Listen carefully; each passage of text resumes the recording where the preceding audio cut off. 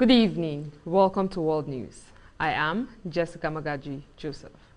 First, the headlines. Tinubu calls for long-standing ties with France, China, and Denmark. Mpox cases on African continent show 500% increase year-on-year. Algerian journalist obtains presidential pardon. And on sports, on MBBL, Rivers Hoopers eye unbeaten run. Now the news in detail. President Bola Tinubu, speaking in Abuja yesterday, said the cordial relations enjoyed over many years between Nigeria, the Republic of France, the People's Republic of China, and the Kingdom of Denmark should translate into mutual economic benefits for citizens, particularly in critical areas of education, health, and infrastructure. The president assured of expanding economic diplomacy at a ceremony at the State House to receive letters of credence from the ambassadors of the French Republic, Marc von Buster, the Kingdom of Denmark, Jens Ole Bak Hansen, and the People's Republic of China, Yu Donhai. President Tinubu, who is scheduled to pay a state visit to France, told the French ambassador that citizens should feel his friendship with Emmanuel Macron and the diplomatic ties between both countries. In a statement by his spokesman, Bayo Nanuga, he urged French support for the country's ongoing reforms, which seeks to strengthen institutions and improve citizens' livelihoods. The House of Representatives has advanced a bill to its second reading, aiming to mandate the inclusion of specific portfolios in the nomination list for ministers and commissioners submitted by the President and state governors. Leading the debate, Okwechukwu Debiagu highlighted that attaching portfolios to nominees would allow lawmakers in the National and State Assemblies to conduct more effective and targeted scrutiny during confirmation processes. In a related development, a separate bill proposing an extension of the retirement age for health workers across Nigeria has also progressed to its second reading. This bill could bring significant changes to the healthcare workforce by retaining experienced health personnel in service for extended periods. The National Economic Council has expressed reservation over the tax reform bill forwarded by President Bola Tinubu to the National Assembly. The bill was forwarded to NAS based on the report and recommendations of the Presidential Committee on Fiscal and Tax Reforms set up by the President to help boost revenue generation in the country. NEC unanimously called for the withdrawal of the bill. This was part of the resolutions reached during the National Economic Council meeting chaired by Vice President Kashim Shettima at the Presidential Villa in Abuja.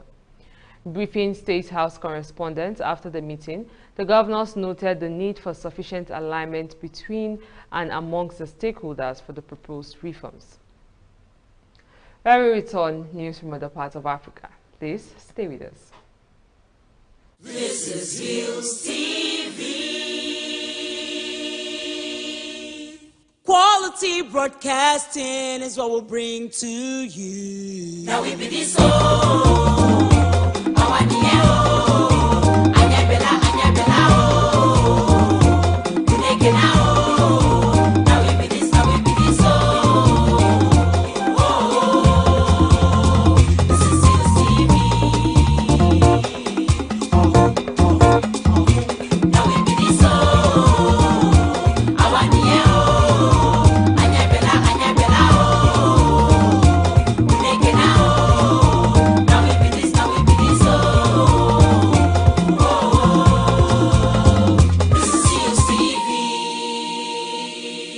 Hillstv, Polka.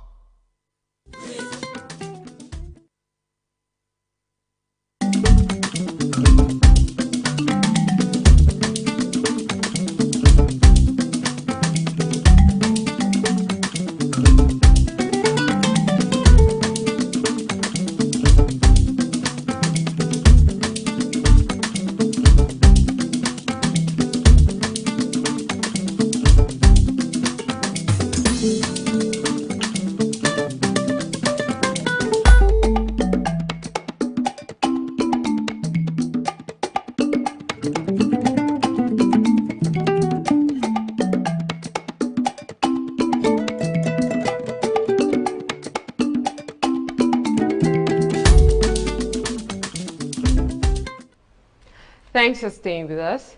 And now to other parts of Africa. Mpox cases continue to spread on the African continent, showing an increase of over 500% from last year. Data from the African Center for Disease Control and Prevention showed on Thursday.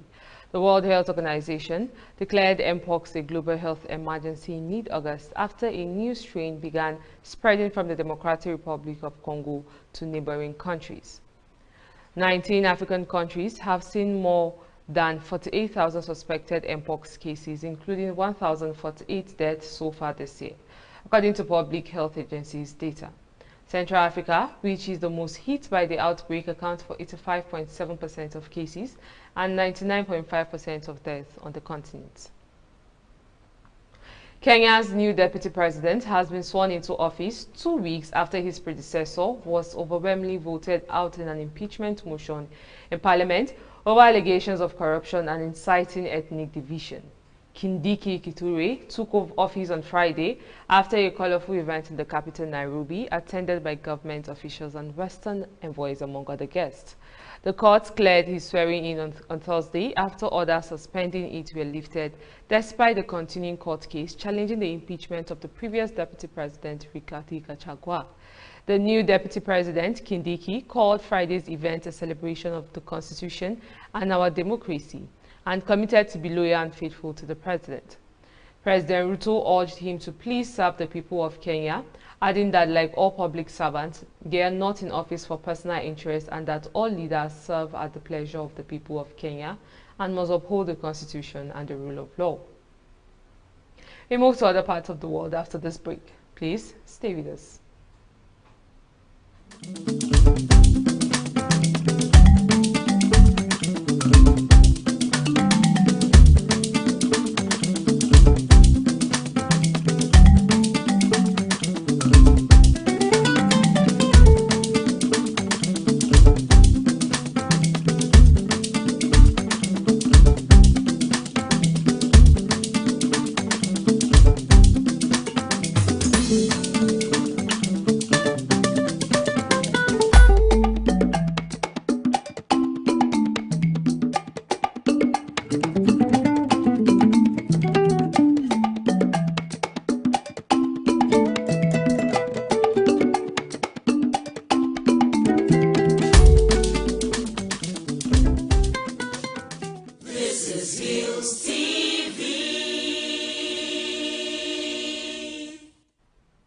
Welcome back. Russian investigators said on Friday that a Ukrainian drone attack had killed 2 people at a convent in the Kursk region of western Russia. The State Investigative Committee said the attack took place in late October. A Russian military blogger said the victims were 2 young men who were trying to evacuate people. The committee said it had opened a case against suspected Ukrainian perpetrators. The Kursk region has seen nearly 3 months of intense fighting since Ukrainian troops broke across the border on August 6 and seized a chunk of territory from which Russian forces are still trying to evict them. Civilians have been killed on both sides of the war, but many more on the Ukrainian than the Russian side. Both sides deny targeting them. The UN Human Rights Monitoring Mission in Ukraine put verified Ukrainian civilian casualties at 11,743 dead and 24,614 injured as of August 31st. Russia says several hundreds of its own civilians have been killed, mostly in 3 western regions along the border with Ukraine. Israeli airstrikes in the Gaza Strip killed more than 60 Palestinians in the past 24 hours, medics said, and Israel also bombarded Beirut's southern suburbs on Friday as a US-led diplomatic push to end the fighting struggle to move forward. Lebanon's caretaker, Prime Minister Najib Mikati, accused Israel of stubbornness in negotiations, while Israeli Prime Minister Benjamin Netanyahu said his priority was to enforce security despite any pressure or constraints. Israel has pressed on with its military offensives against Hamas in the Gaza Strip and Hezbollah in Lebanon, despite efforts by Washington to secure ceasefires on both fronts ahead of the U.S. presidential election next Tuesday. Medics in Gaza said about 60 people were killed and dozens more injured overnight and into Friday morning in Israeli strikes on the city of Deir el-Balah, the Nuseirat camp, and the town of Al-Zwayad, all in the central areas of the Palestinian coastal enclave, as well as in the south. More horrors continue to emerge from the debris and obscure layers of mud left by the walls of water that produced Spain's deadliest natural disaster in living memory. Residents of Masanasa in the Valencia region located in the kingdom's north were calling for assistance on Thursday. The floods have killed at least 158 people. An unknown number of people are still missing and more victims could be found. Spain PM said EU member states have stepped up to offer resources. AEMET, Spain's National Weather Service, has issued amber rainfall warnings for Friday, November 1st, for areas in the Valencia and Castellon regions where many communities are still reeling from the floods. Survivors of the worst natural disaster to hit Spain this century awoke to scenes of devastation after villages were wiped out by flash floods. More than 1,700 soldiers have joined emergency workers. Thousands have lost the fruits of a lifetime work. Up next is business news. Please stay with us. This is Hillstv. Quality broadcasting is what we'll bring to you. Now we be this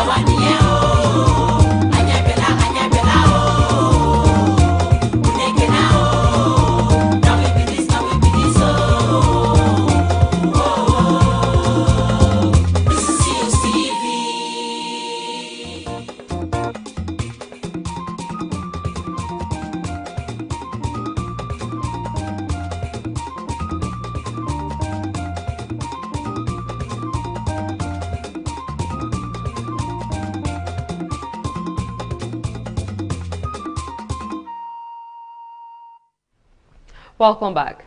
And now in business news, the federal government has launched a roadmap to tackle plastic pollution in the country, expressing hope that private sector investors will invest in plastic waste management. Speaking at the launch in Abuja, organized by the Nigerian National Plastic Action Partnership and the Federal Ministry of Environment, the Minister of Environment and Chairman of Nigeria, Balarabe Lawal, said the event is an important aspect of Nigeria's circular economy. The event was themed towards a system change in plastic pollution, a roadmap for the sustainable use of plastics in Nigeria. Lawal said, as one of the fastest growing countries in the world, Nigeria faces a significant challenge in managing the large volume of plastic waste being generated in the country. This challenge also creates a wealth of opportunities for a massive circular economy across the plastic waste management value chain.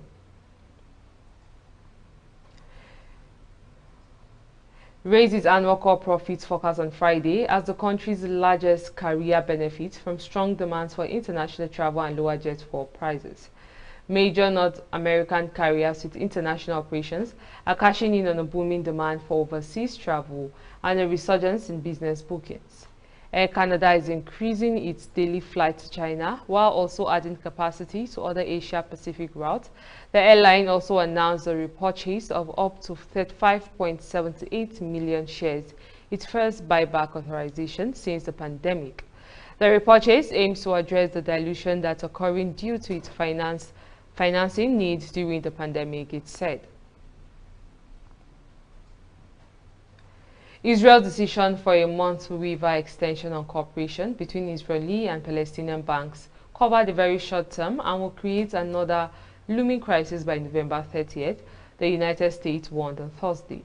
The remarks came after a spokesman for Israeli Finance Minister Bezalel Smotrich said he would sign the waiver to extend banks' cooperation for another month after the cabinet agreed. They urged Israel to extend the banking relationships for at least a year to avert an economic crisis in the Israeli-occupied West Bank, warning that its own security was at stake. Still to come in sports. Please stay with us. This is Hillstv.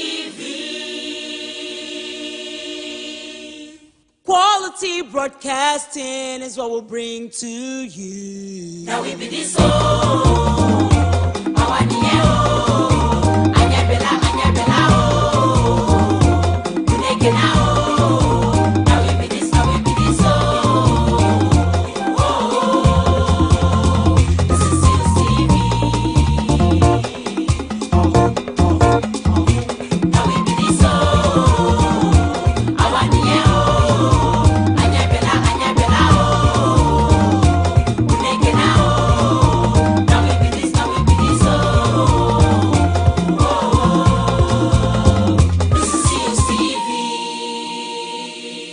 Hillstv Podcast.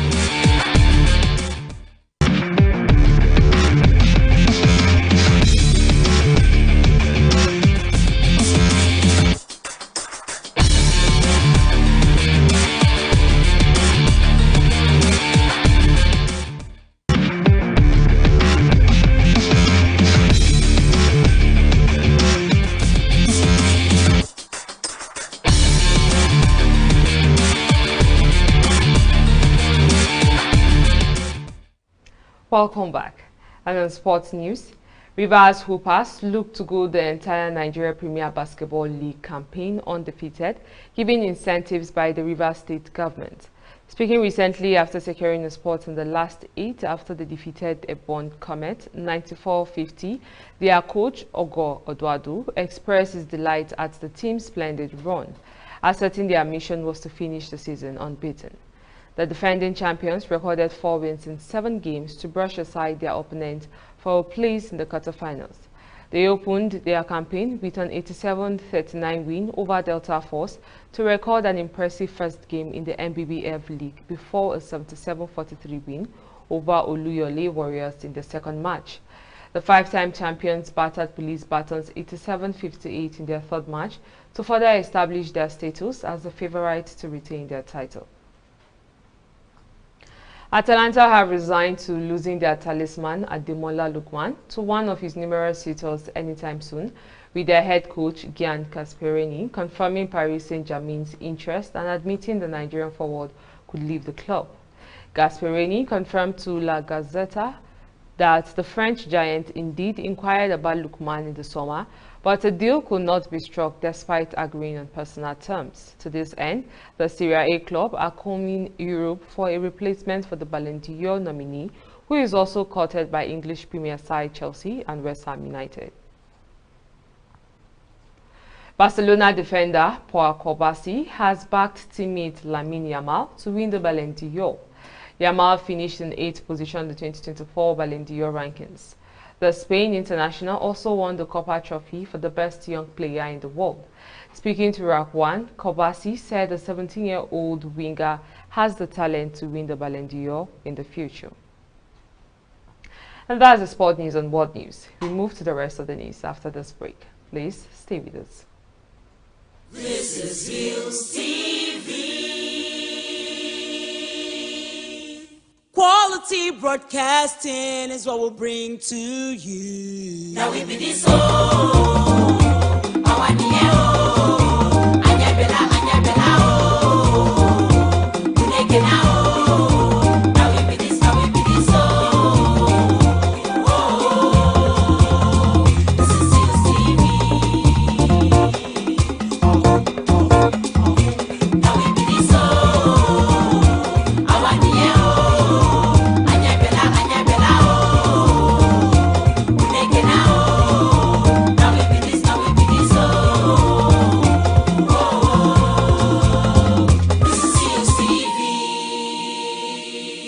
Hillstv Podcast.